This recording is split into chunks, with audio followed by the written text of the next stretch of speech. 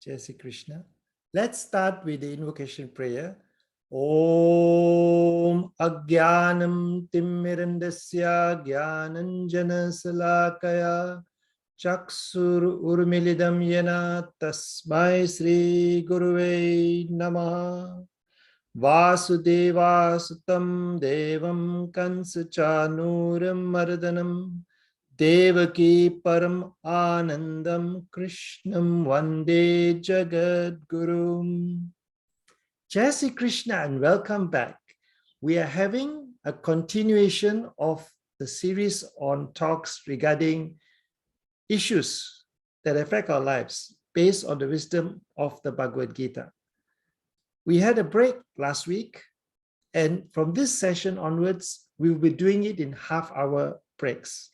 That way, we can try to digest in a little bit more deeper the messages contained therein, and therefore, we will understand this deeper. So let us go and see what we have covered so far and how we are going to connect what we have done with what we are going to do. So I'm going to take you now to the PowerPoints that I have prepared for this session. And I'm going to share with you a little bit about how we are going to improve our understanding of this topic by looking at certain important aspects. Now, as far as we are concerned, in the last session, we had studied a lot about karma yoga. Then we talked about transcendental knowledge.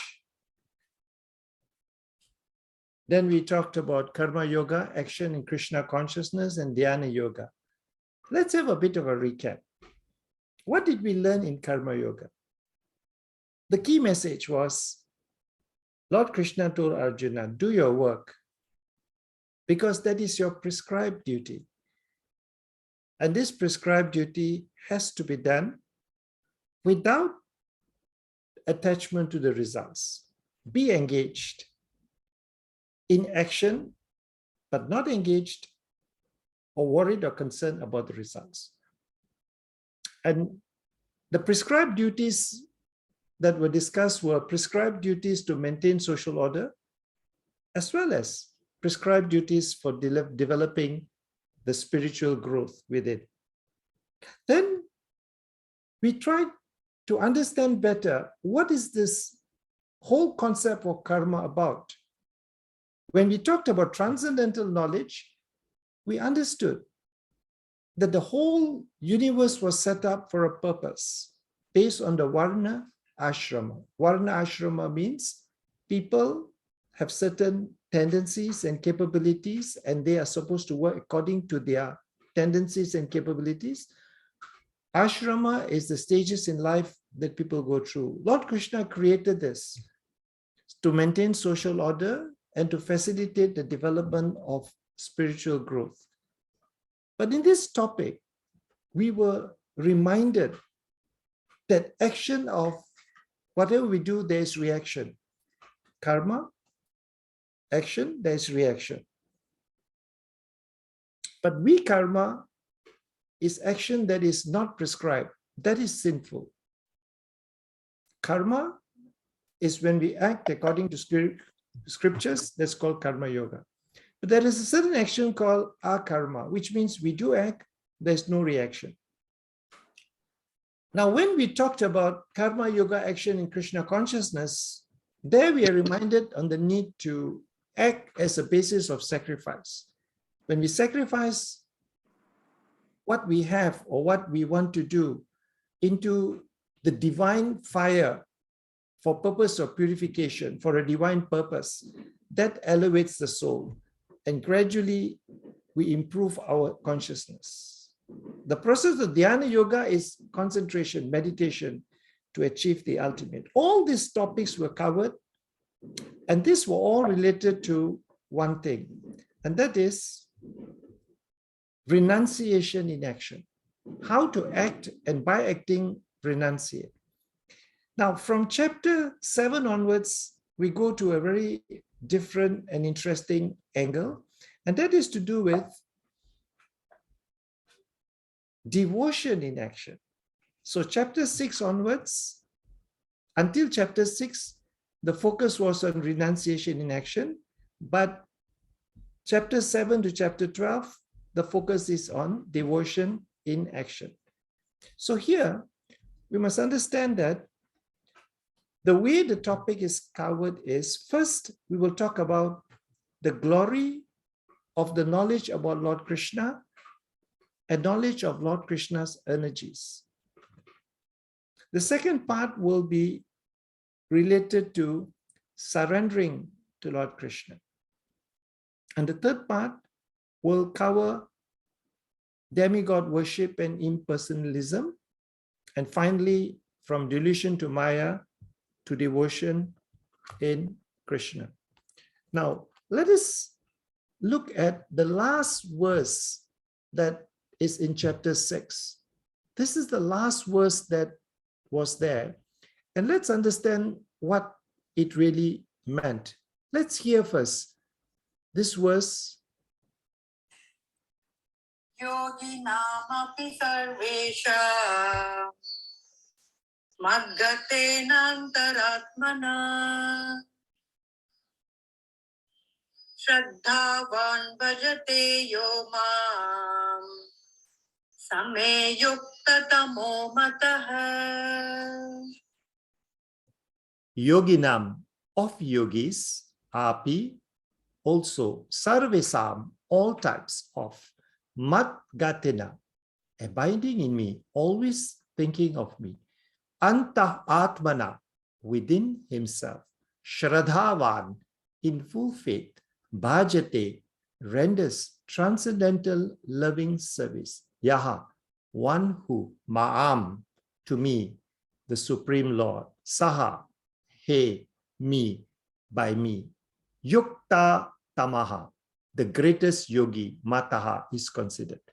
And of all the yogis, the one with great faith, who always abides in me, thinks of me within himself, and renders transcendental loving service to me, he is the most intimately united with me in yoga and is the highest of all.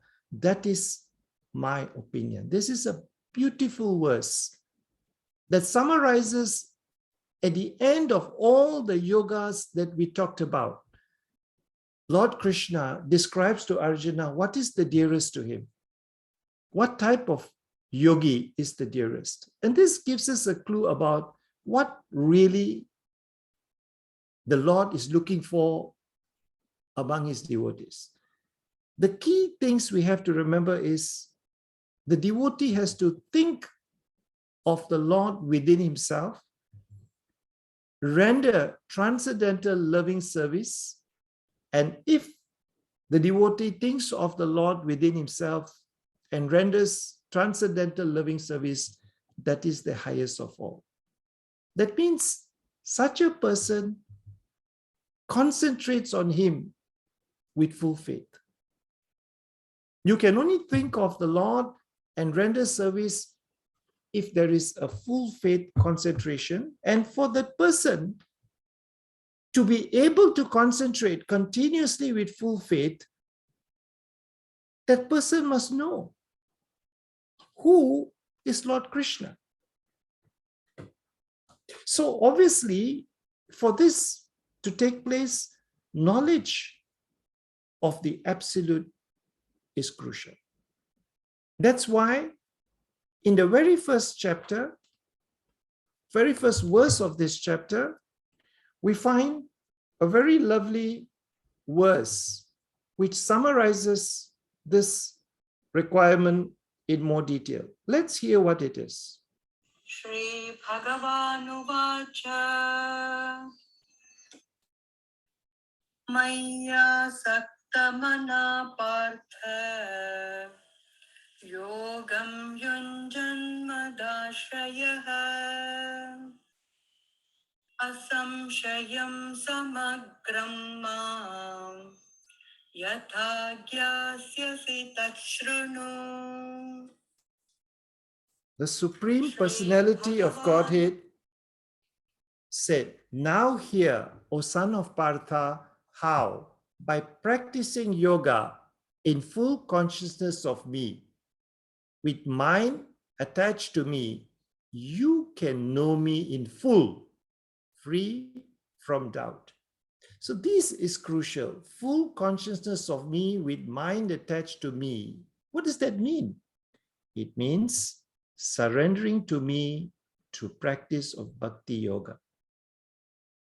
And to know me in full, free from doubt, it means knowing the Lord in terms of matter, spirit, source, controller of both matter and spirit, how the Lord relates to all this. So when we talk about absolute knowledge, we are referring to two things, jnana and vijnana. Jnana is knowledge. Knowledge we get through scriptures, knowledge we read, theoretical, about the energies of the Lord. And this is going to be covered in chapters 7 and 8. His energies. What is it all about? How they affect us. What is the implication of this energy and how it revolves in the universe? But another type of knowledge, which is realized knowledge, is that of vijnana, of his sweetness. And that sweetness is so beautifully described in chapter 9, 10, and 11. So that is the absolute knowledge that we are talking about. Knowledge of his energies and knowledge of his sweetness. Now, according to what Lord Krishna told Arjuna,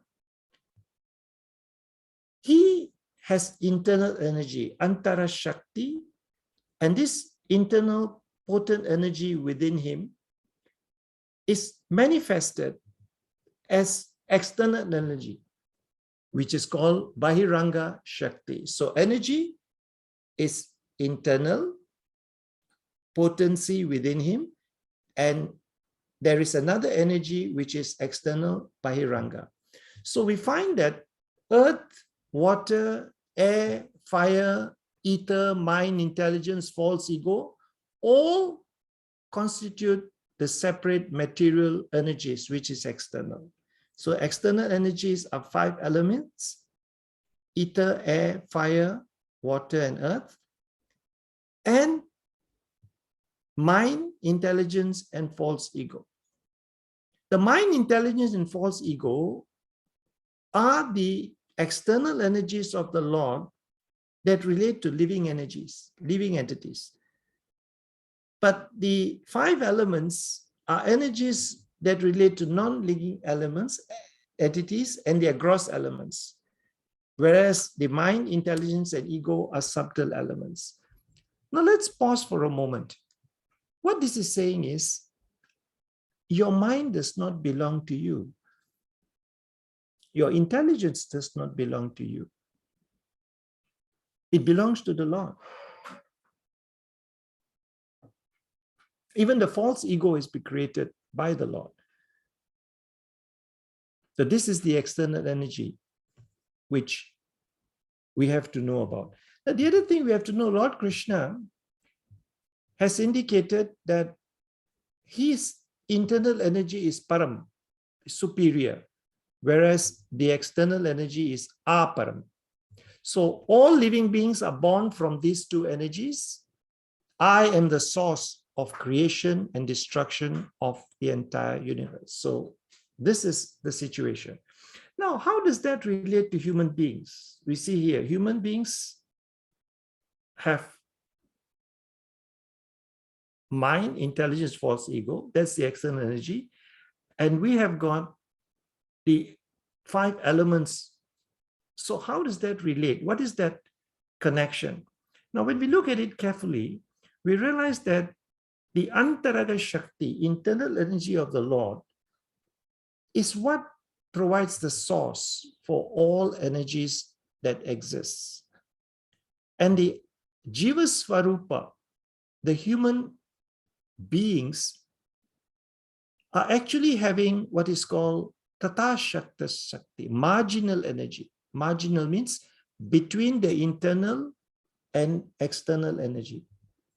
They are the resource. They use the energy to create, but the source, the original source is the Lord. So when we say marginal energy, means it's neither internal nor external. It is like in between. This marginal energy can control material energy because it comes from the Lord, but can come under the influence of material energy as well.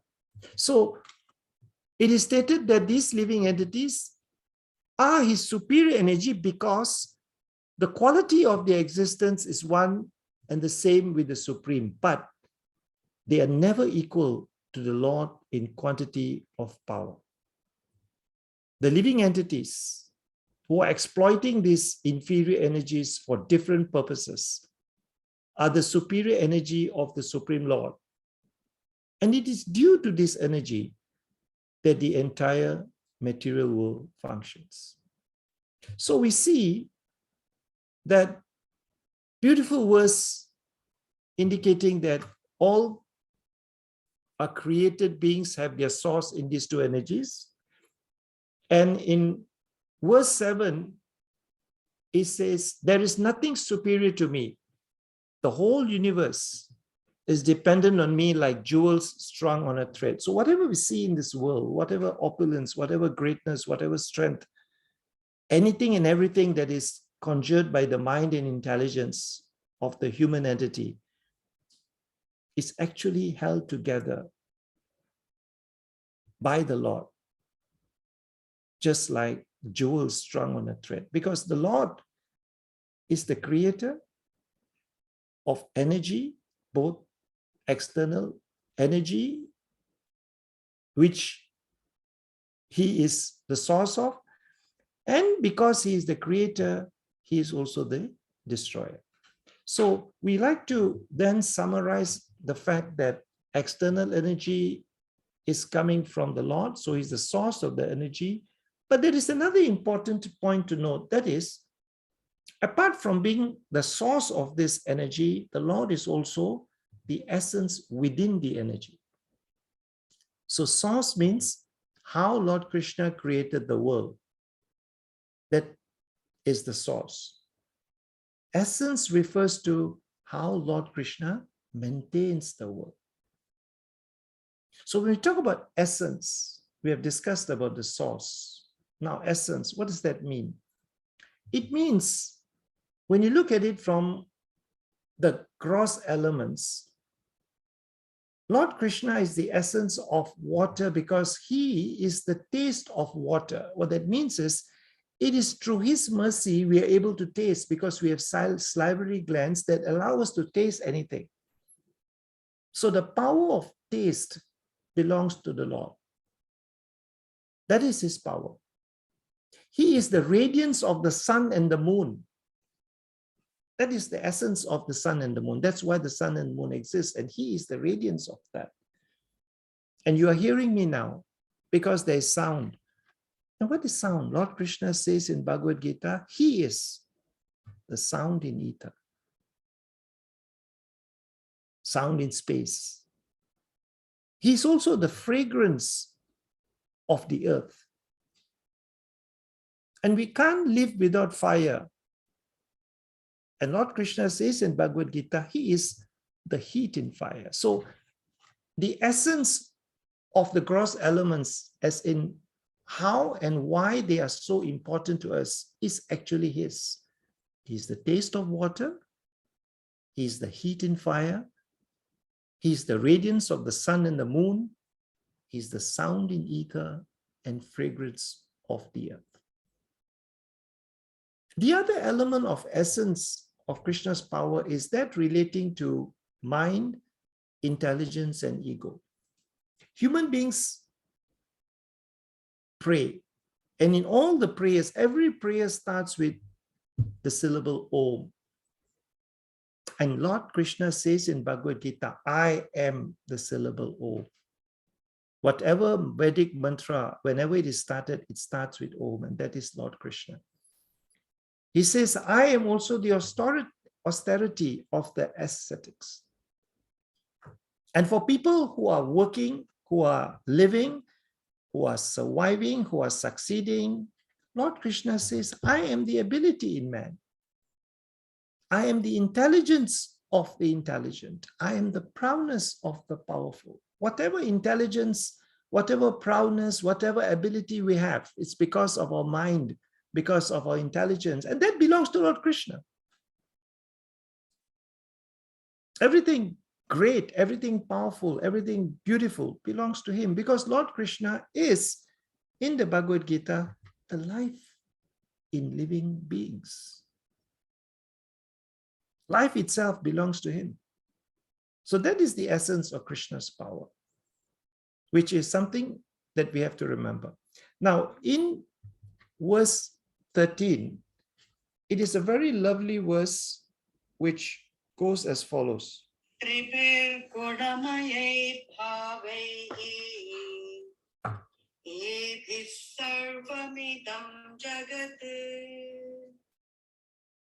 Mohitam nabhijanati mamebhya paramavyayam.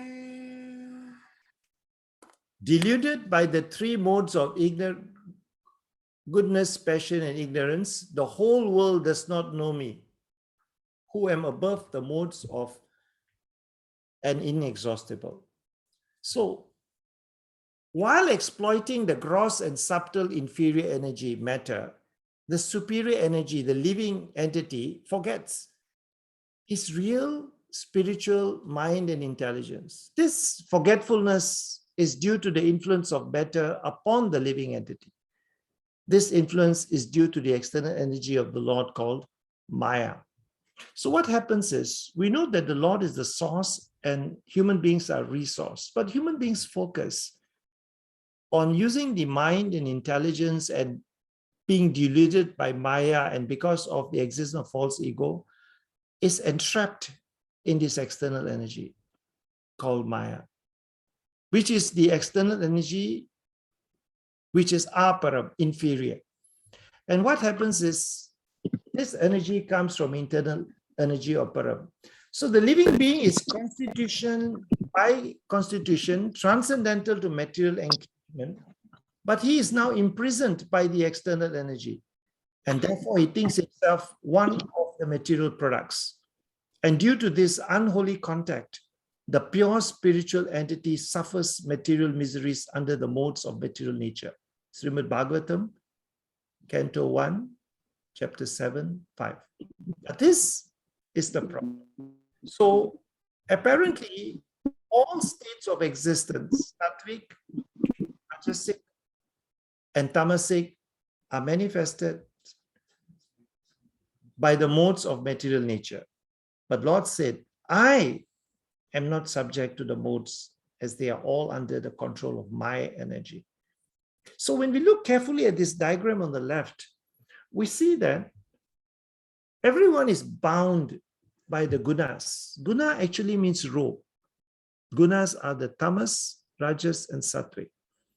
And because people are bound, the actual disease of the conditioned souls is being illusioned by the external energy of the Lord. But that is the real situation that we face. So when we talk about this mode of goodness, passion, and ignorance, we get stuck in it, not realizing that the living entity's constitutional position is to be a servitor. He has to serve either the illusory Maya or the Supreme Lord.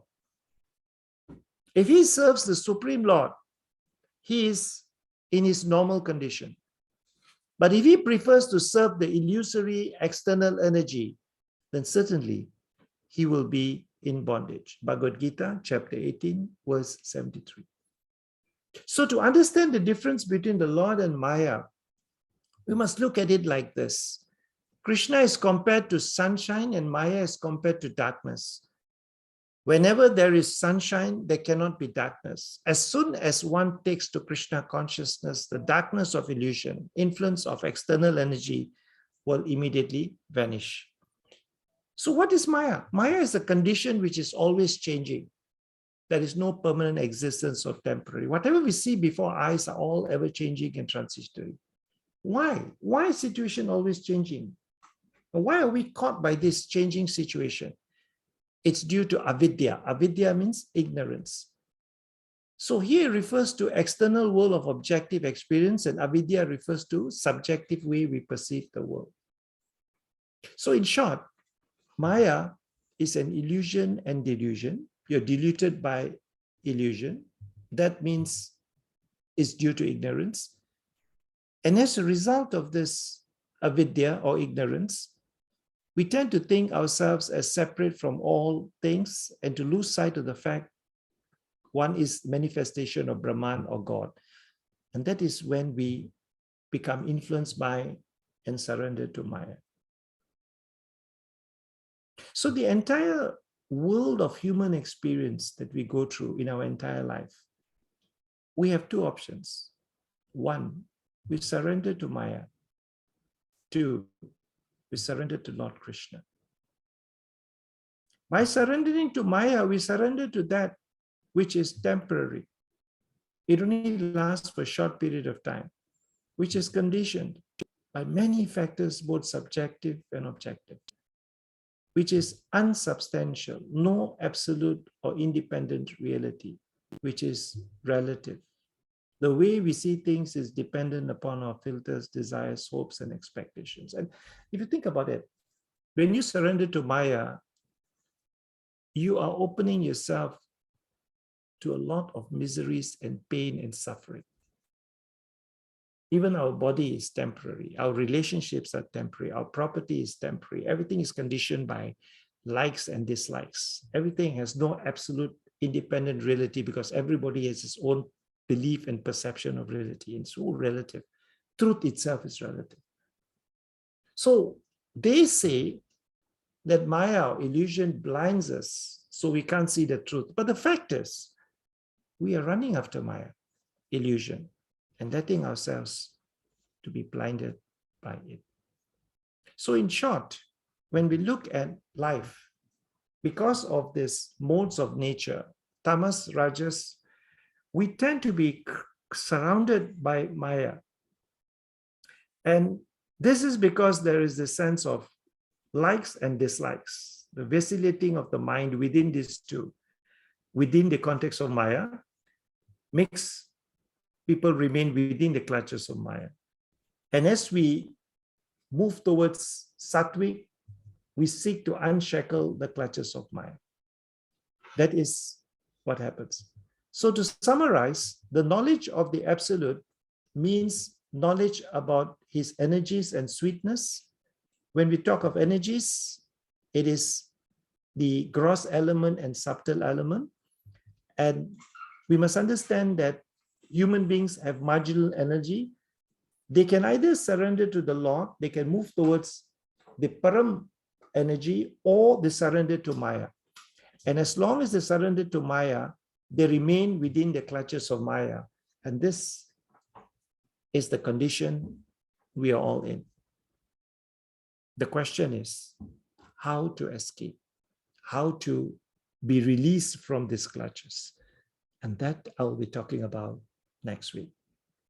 So thank you very much for attending this session. I look forward to your participation next week, where we will learn what we need to do to escape these clutches of Maya.